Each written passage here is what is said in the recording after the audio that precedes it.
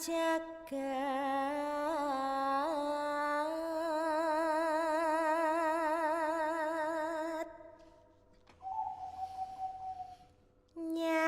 nyangking pokor kenjanane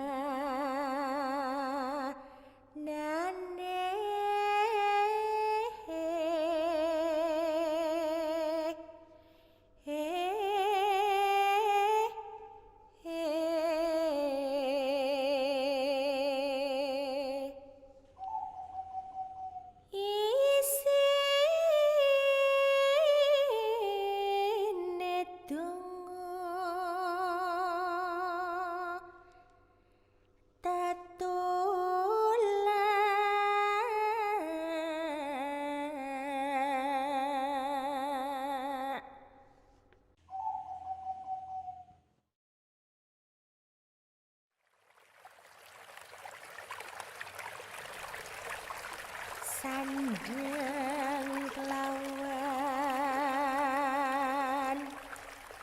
pangan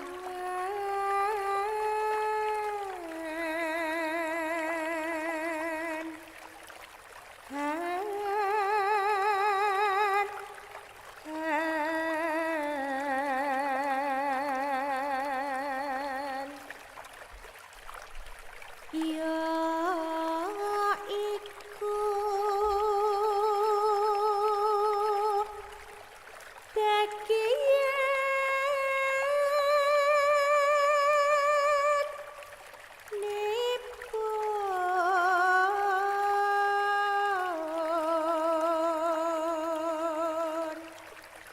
wong melek sabarna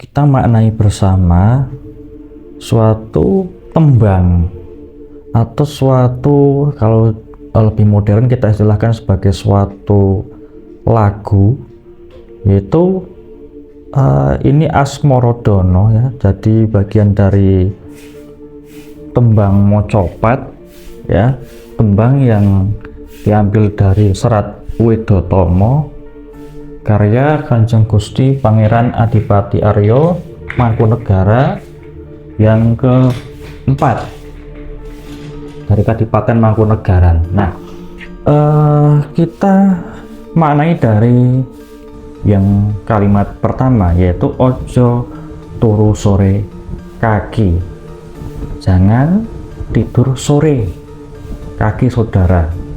Jadi wahai saudara, jangan kamu itu tidur sore hari. Nah, ini bisa kita maknai secara harfiah, artinya ya memang benar-benar suatu larangan ketika kita akan tidur sore hari.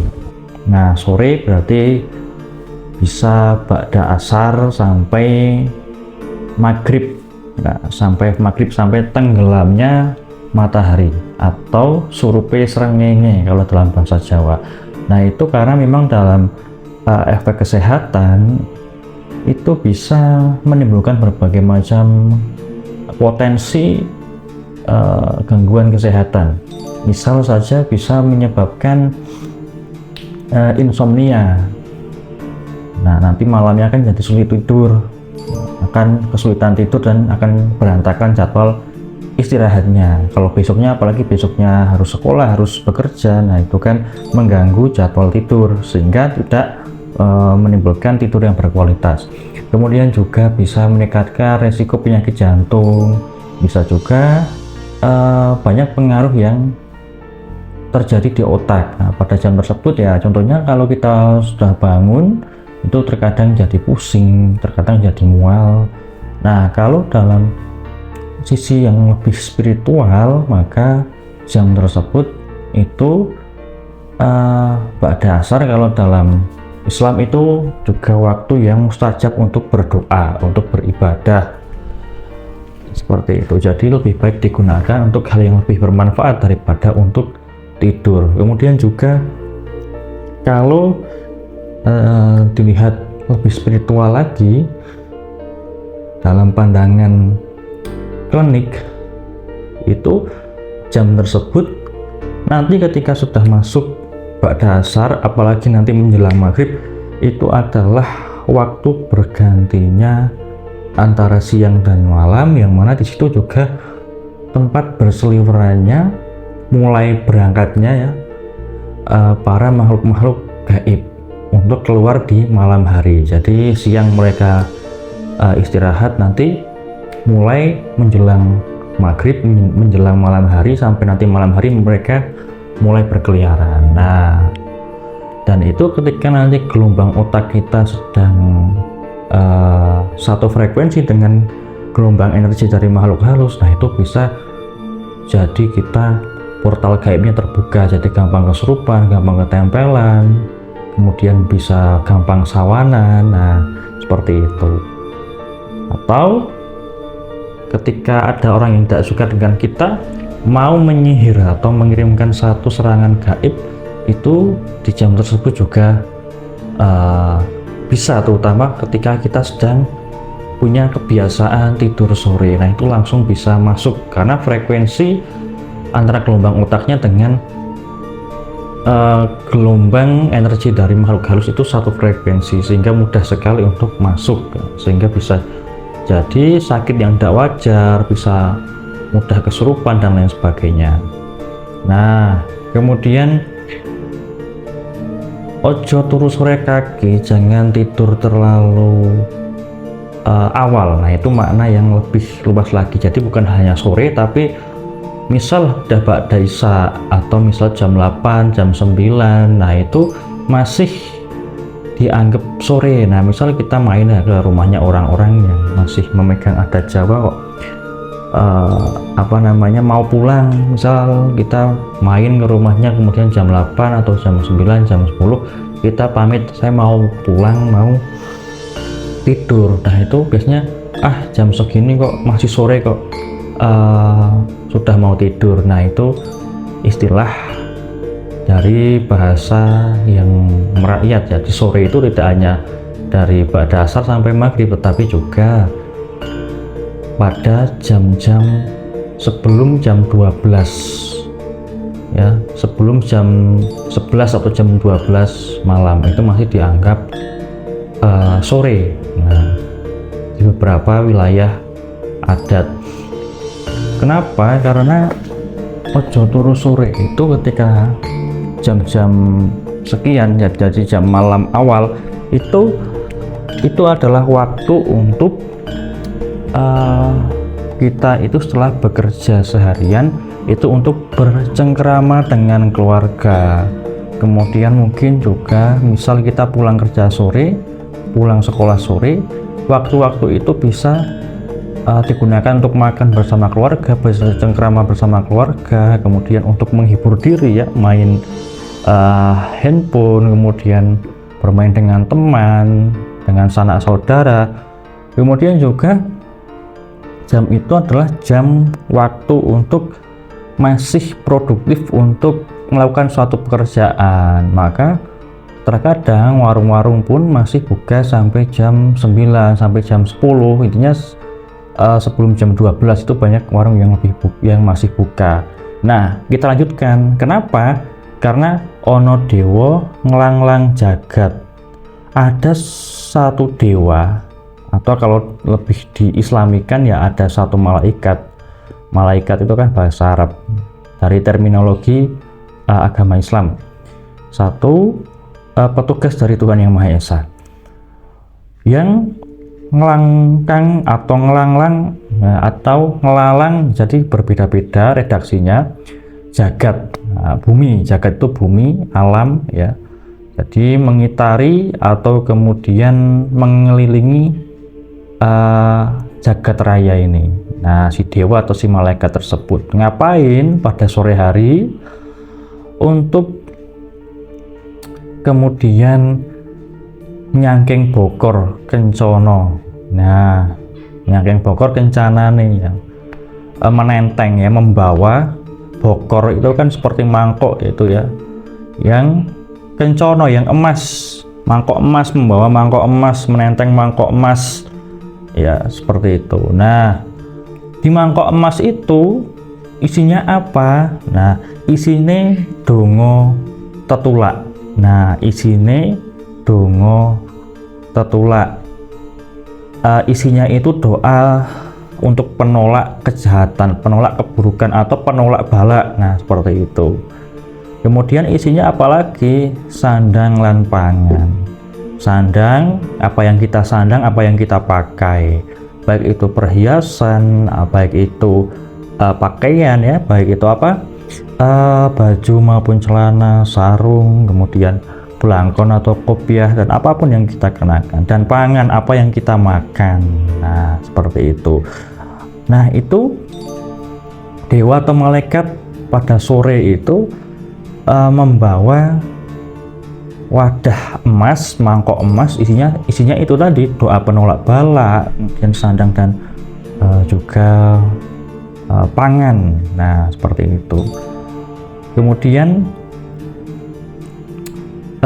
iku bagiane. Nah, jadi itu menjadi iku bagianipun, itu menjadi bagian atau menjadi jatah ya. Siapa? Wong melek sabar narimo. Orang yang melek, orang yang terjaga ya, tidak tidur, kemudian dia itu sabar, dan narimo, menerima. Nerimo ing pandum, menerima di atau menerima pada apa yang diberikan oleh Tuhan Yang Maha Esa. Nah, seperti itu. Jadi tadi bokor atau wadah dari emas yang dibawa oleh dewa itu yang berisi doa, tolak bala, sandang, dan pangan, itu menjadi bagian dari orang yang dia melek, dia terjaga, kemudian sabar, kemudian juga menerima dari nasib, dari takdir yang sudah ditentukan oleh Tuhan Yang Maha Esa. Nah, seperti itu. Dan kita maknai jadi wong melek. Wong melek itu bukan yang tidak turu atau tidak tidur secara kasat mata, secara fisik, tapi wong melek itu adalah orang yang sadar. Sadar apa? Sadar pada sangkan paraning dumadi. Sadar dari mana dia berasal, dari mana dia akan kembali. Dia berasal dari Tuhan Yang Maha Esa, dia juga akan kembali kepada Tuhan Yang Maha Esa. Atau dia berasal dari alam semesta, dia akan kembali menyatu kepada alam semesta. Itu adalah asal dan tujuan hidup. Nah, ketika hidup itu harus memayu hayuning bawono, dia harus menciptakan kebahagiaan, menciptakan harmoni di alam semesta, berbuat baik ya, berbuat baik. Nah, kemudian juga menolak atau tidak melakukan durangkoro, artinya adalah perbuatan-perbuatan jahat yang merusak ya, karena kita ditugaskan atau kita diberikan kesempatan hidup untuk berbuat kebaikan dan menolak segala kejahatan atau tindakan-tindakan yang buruk tidak kita lakukan. Ketika orang yang sadar seperti itu adalah wong sing melek, orang yang sadar. Sama juga wong sing melek itu melek untuk apa? Atau dia matanya tidak terpejam, matanya dia melek ya, terbuka matanya untuk apa? Untuk melihat penderitaan sesama. Ketika sudah melihat penderitaan sesama, orang yang bisa melihat penderitaan sesama makhluk, dia harusnya menjadi orang yang welas asih, seperti itu. Setelah wong sing melek, juga wong sing melek ini orang yang dia itu punya satu kecerdasan atau kemampuan. Nah, Maka ada istilah melek aksara atau melek baca, itu kan orang yang paham atau tahu baca tulis. Nah, seperti itu. Nah, lebih luas lagi kalau melek di sini adalah yaitu tadi untuk dia melek, dia itu punya kecerdasan, punya berbagai macam kemampuan, nah, sehingga dia itu menjadi orang yang menerima dari tadi tolak balak, kemudian harta benda ya, sandang dan pangan. Karena apa? Karena dia itu melek, karena dia itu adalah orang yang punya kemampuan, punya kecerdasan, dia manfaatkan sedemikian rupa sehingga rezeki dari Tuhan Yang Maha Esa pun mengalir kepada dirinya. Kemudian dia juga orang yang sabar ketika menghadapi rintangan-rintangan hidup, ujian-ujian hidup. Dia itu menjadi orang yang sabar. Sabar itu dia mampu tahan menghadapi berbagai macam rintangan dan ujian kehidupan, tidak melarikan diri darinya, dan bisa mengatasi. Dan dia juga narimo. Nah, narimo ini ridho. Jadi dua ini, sabar narimo, itu adalah sabar dan ikhlas atau ridho. Nah, sabar narimo, menerima, oh ternyata ini yang sudah digariskan kepada saya dengan rezeki yang demikian, dengan pasangan hidup yang demikian, dengan kondisi kesehatan yang demikian. Oke, saya terima secara melek, secara sadar, benar-benar sadar, saya terima itu semua sebagai bagian dari jatah kehidupan. Saya manfaatkan semaksimal mungkin untuk memayu hayuning bawono ambrasto dorangkoro, untuk saya berbuat baik dan tidak berbuat keburukan, menanam karma-karma baik, menghindari karma-karma yang buruk, sehingga dia akan menerima dari si dewa itu adalah mangkok emas yang isinya pelindung bagi dia, yaitu tolak balak untuk dia, ya. Kemudian sandang dan pangan ini ya, bagi dirinya. Nah, maka orang-orang dulu ya tidurnya itu ya jam 12 lebih. Nah, itu karena di situ dia mengharapkan dongo tetulak atau pelindung. Nah, nanti kalau mau tidur ya menjelang subuh itu baru tidur ya. Itu untuk menghindari apa? Menghindari serangan sihir, karena dari zaman dulu kan masih banyak penggunaan sihir, mungkin juga sampai sekarang ini. Kemudian kalau Mbah Doro itu juga memang mengurangi tidur sebagai bentuk tirakat atau sebagai suatu riadoh, artinya adalah suatu pelaku prihatin yang dilakukan untuk mempertajam batin, untuk memiliki kemampuan spiritual, dan juga, nah kalau kita merujuk ke tembang ini, untuk mendapatkan dongo tetulak, untuk mendapatkan satu perlindungan secara gaib. Nah, seperti itu. Maka orang yang sering melek malam itu dia tidak mudah terserang gangguan-gangguan gaib. Karena apa? Karena frekuensi dirinya ketika terjaga, otaknya itu dia terjaga, dirinya terjaga, tidak tidur, itu energi gaib tidak sama frekuensinya. Artinya adalah berbeda dengan orang yang tidur, dia masuk di alam mimpi. Nah, di situ berarti ada penurunan kesadaran karena dia sudah tidur, dicubit dan nggak kerasa, kemudian ditabok itu juga sudah nggak kerasa, ya. Itu kan penurunan kesadaran, jadi tidak sadar. Nah, di situ unsur-unsur gaib bisa mudah menyerang, tapi enggak ketika kepada orang yang masih melek, orang yang masih terjaga, seperti itu. Nah, ini luar biasa sekali dari Asmorodono, Ojo Turu Sore Kaki. Jadi ini bukan tembang yang mistis ya, yang seringkali mungkin dipakai di podcast horor atau di konten-konten horor. Sama sekali tidak. Kita bisa artikan satu persatu, kalimat demi kalimat ternyata punya makna yang mendalam, seperti itu. Nah, kemudian dari tembang ini kita juga bisa memahami ternyata ketika kita itu mau mengambil ke dalam kebiasaan yang lebih modern. Nah, kita kan nggak mungkin harus tidur sama sekali nggak tidur, apalagi sampai menjelang subuh. Itu kan besoknya harus kerja di kantor dan di instansi tertentu, kan nggak bisa. Nah, tapi makna yang bisa kita ambil bahwa kita itu perlu tidak bermalas-malasan, kemudian menjaga disiplin. Disiplinnya adalah benar-benar kita latihan untuk tidak tidur sore. Nah, kemudian malam-malam awal kita masih belajar, kita masih bercengkrama dengan keluarga, masih menggarap pekerjaan rumah, jadi harus disiplin dan tidak bermalas-malasan, seperti itu. Nah, itu bisa kemudian dipraktekkan pada segi kehidupan yang lainnya, sehingga kita jadi terlatih untuk disiplin dan tidak bermalas-malasan.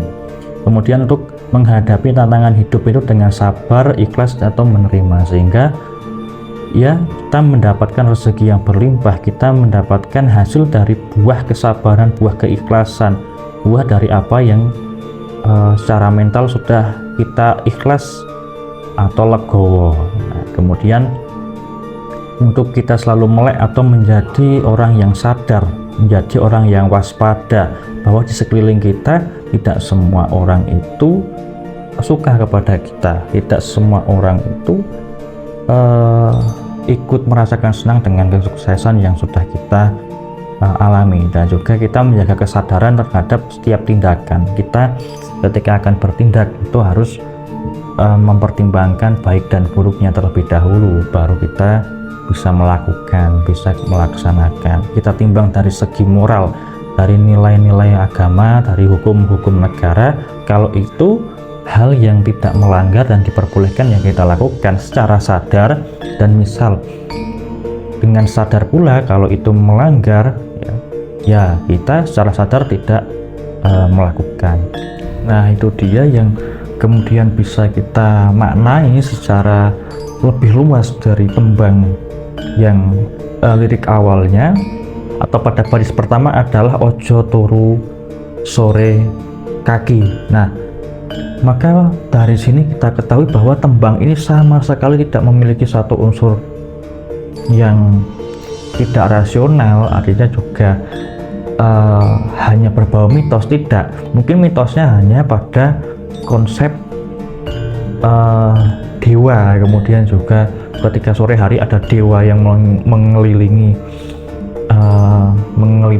jagat atau dunia, yaitu dianggap mitos. Ya terserah, itu urusan keyakinan, tidak bisa dibuktikan secara logika. Tapi kalau dirasionalisasikan bahwa tembang ini mengajarkan kita untuk selalu sadar, kemudian juga memiliki satu unsur penjagaan kesehatan, kemudian juga punya nilai disiplin, kemudian bisa juga kesabaran dan juga ikhlas atau ridho. Nah, seperti itu. Ini adalah petuah dari leluhur-leluhur kita yang sampai detik ini pun masih bisa kita relevansikan, dan bisa kita buktikan sendiri bahwa kalau secara harfiah ya, kita tidak turu sore atau tidak tidur sore atau tidur terlalu awal itu ya juga ada baiknya juga.